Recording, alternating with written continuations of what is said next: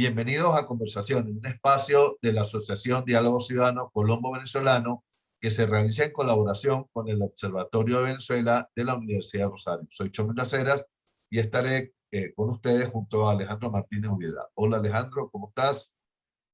Muy bien, Chomin, teniendo hoy como invitado en nuestro programa a Rafael Quiroz Serrano, economista petrolero, profesor de petróleo en pregrado y posgrado en la Universidad Central de Venezuela y analista del mercado de hidrocarburos. Sí, Alejandro, y con Rafael Quiroz hablaremos hoy sobre la situación petrolera en Venezuela a raíz de los ajustes que se están presentando en el escenario mundial tras la invasión de Ucrania por parte de fuerzas militares rusas y las sanciones que se están produciendo contra Moscú. Bienvenido, Rafael, ¿cómo estás? Gracias, Alejandro, y gracias, Chomi, por la invitación. Muy amable de su parte. Y bueno, un saludo a toda la audiencia que ustedes abarcan allí en Eh, el país neogranadino. Rafael, cuéntanos, para empezar, ¿cuál es el estado de la industria petrolera hoy en día en Venezuela? Bueno, la situación de la industria petrolera en Venezuela no puede ser más dramática que la que en este momento está viviendo, sin precedentes en la historia, no solamente de PDVSA, sino de la misma industria. Desde que apareció el petróleo en Venezuela en 1875 hacia acá. Nunca la industria petrolera y PDVSA había estado estaba en la circunstancia actual. Una deuda consolidada que sobrepasa los 85.000 millones de dólares, unas maquinarias, en este caso el parque refinador, que lo constituyen 6 refinerías, 5 de esas no se le ha hecho mantenimiento en los últimos 3, 4 años, cuando es obligatorio por cuestiones de protocolo de seguridad y de operatividad de las refinerías, hacer lo que los técnicos llaman un parado de planta todos los años, por lo cual hay su capacidad de refinación, una nómina sobreabultada que aún sobrepasa los 40.000 empleados cuando la empresa necesita no más de 20.000. Aparte de eso, por supuesto, a nivel de los pozos, pozos abandonados, muchos pozos, cerca de 20.000 pozos marginales que mediante un proceso de reacción secundaria o terciaria incluso podían ponerse a producir, una faja del Orinoco con unos altos costos de producción que oscilan en un rango entre 27 y 34 dólares el barril, uno de los petróleos más caros de producir en el mundo.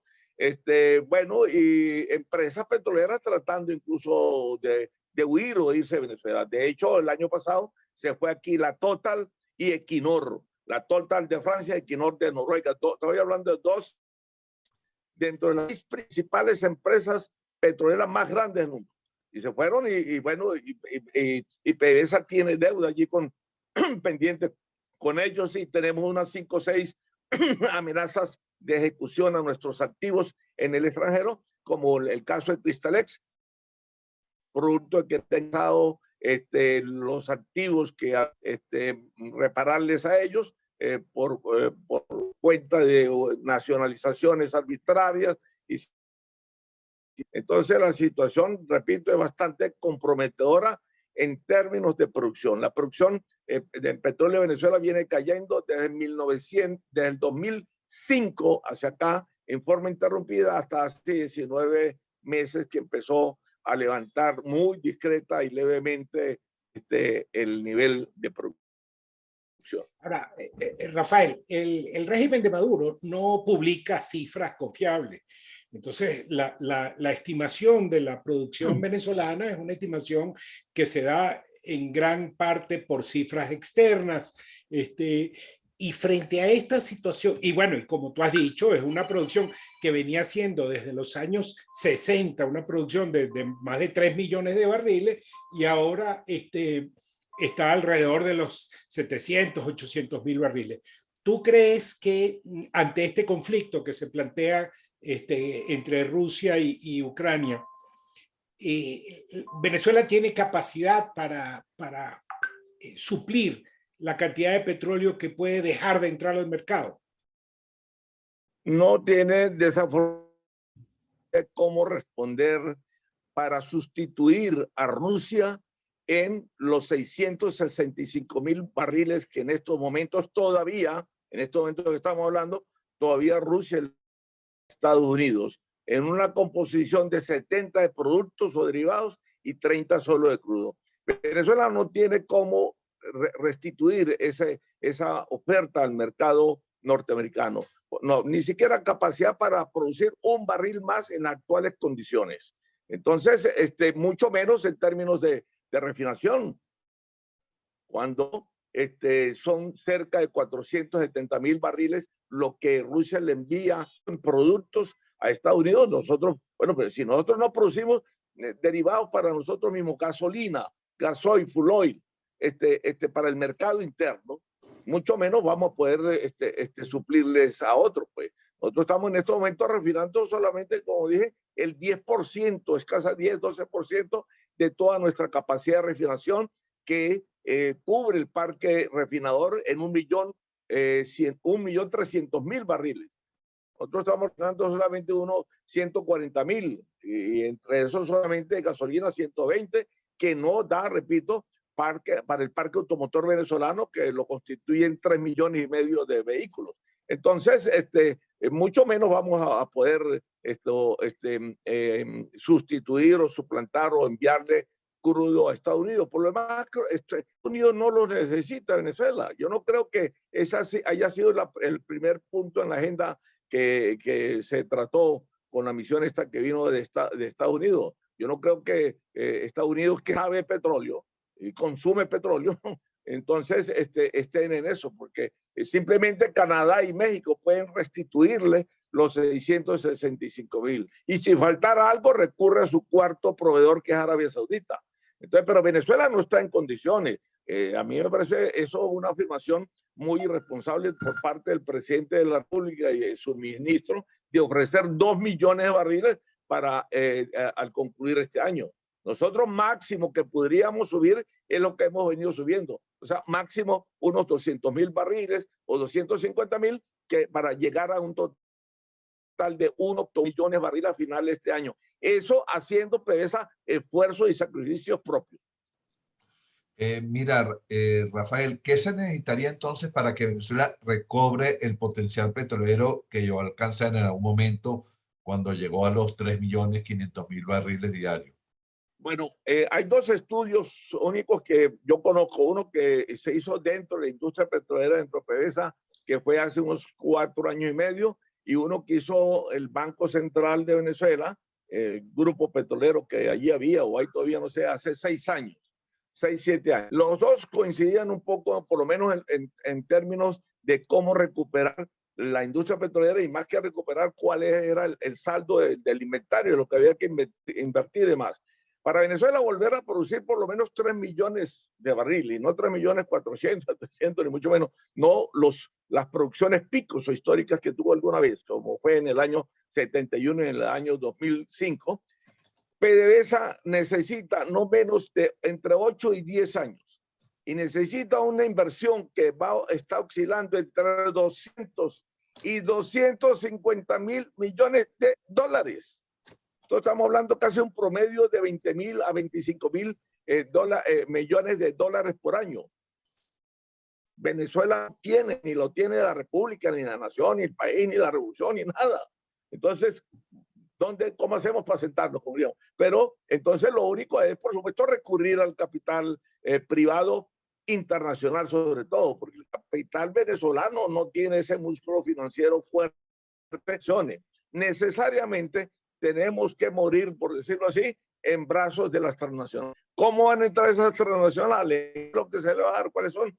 ¿Qué es lo que la regla de juego se le van a definir? Bueno, eso es, por supuesto, materia de otro costal, pero lo importante es saber de que sin la participación del sector privado internacional, industria petrolera no puede levantar su producción. En este momento, repito, no hay forma de financiamiento, no hay forma de cómo medio levantar a 2 millones la Rafael, ya terminando, porque nos queda muy poco, nos queda muy poco tiempo. Te pido una respuesta muy breve con esto. Ante el panorama que tú describes y que es muy real. Es decir, Venezuela produce hoy menos petróleo que Colombia. Es decir, su capacidad de recuperación es muy baja y por otra parte, los avances en los vehículos eléctricos son realmente muy poderosos. ¿Venezuela va a seguir siendo un país petrolero? Sí va a seguir siendo un país petrolero y tenemos que morir con ese país petrolero, porque no hay de otra forma de qué alimentarnos o cómo desarrollarnos. Dígame usted un rubro, un artículo específico, que vamos a vivir de las producción y exportaciones de los hongos y champiñones que cultivan el piedemonte andino, o de producir zapatos, celulares, que es lo único que tenemos. Entonces vamos a tener, y por encima el carro eléctrico, yo estoy oyendo ese cuento hace tiempo. No creamos mucho el discurso de los ambientalistas que dicen y prometen nosotros no, eso no es tan así. Bueno, van a producir para movilizar los carros, es constituirlos en eléctricos, pero la constitución y fabricación de esos carros, empezando por los cauchos y terminando por los volantes, viene la industria petrolera. Entonces, usted hacer un equilibrio o un equilibrio entre energético, está de que se consume de lo que se consume en petróleo casi igual a lo que se va a adquirir en términos de energía eléctrica. El margen es muy poco y bueno, y nada que ver con la energía eólica y la energía solar. Esos son, me parece muy bien como prédica, estupendo el barco allá, pero eso no lo sustituye en forma rápida. La energía eléctrica y la eólica para los países europeos y para todos los países desarrollados del mundo es un problema de intermitencia, como llamanlo, porque el sol sale y el viento sopla cuando ellos lo necesitamos.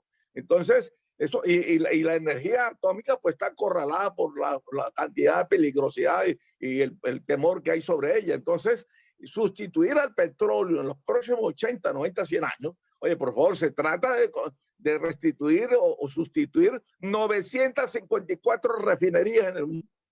Se trata de cambiar el tanque y el consumo de gasolina, el carro eléctrico, de 974 millones de autos, que es el parque automotor mundial. Eso no se hace de la noche a la mañana. Se trata de sustituir 2.800 y pico de kilómetros en oleoductos, poliductos, gasoductos, todos los terminados ductos, pues. Entonces, y cerca de 11.000 unidades marítimas de transporte de petróleo. Entonces, yo no veo eso a corta distancia.